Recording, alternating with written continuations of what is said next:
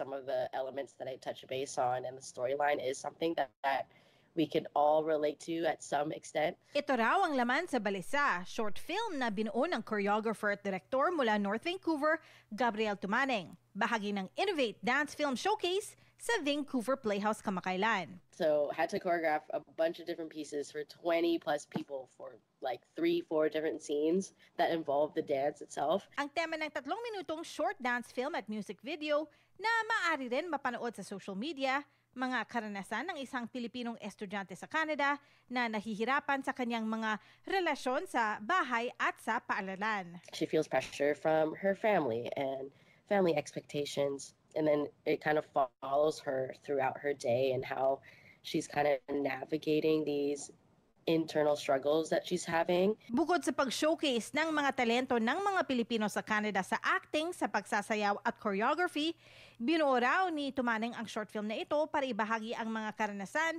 ng ilang mga kabataang Pilipino sa Canada na nahihirapang abutin ang mga pangarap na gusto ng kanilang mga magulang para sa kanila. So there's a lot of in the Filipino experience that like a lot of pressures that cause these anxieties that Filipino youth have, and it's very repetitive and it's been happening through generation and generations.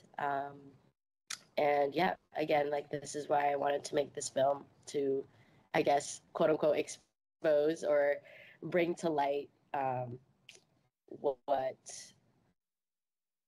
that is like. Sa panonood ng short film, nais ng direktor na ibahagi sa mga kabataan ang isang mensahe. You're not the only person that experiences this or has felt this way. Marami raw mental health support sa Canada para sa mga nais makipag-usap sa mga counselor o nurses gaya na lamang ng pagtawag sa libreng serbisyo ng 811. Si Tumaneng meron naman mensahe sa mga magulang na makakapanood ng kanyang short film. Within what they saw on the film, if they see themselves in those parental characters, and if their behaviors match that, and I hope that, they'll just look inward and either make change or have a better understanding, I would say. Teresa Barrera, Omni News, Vancouver.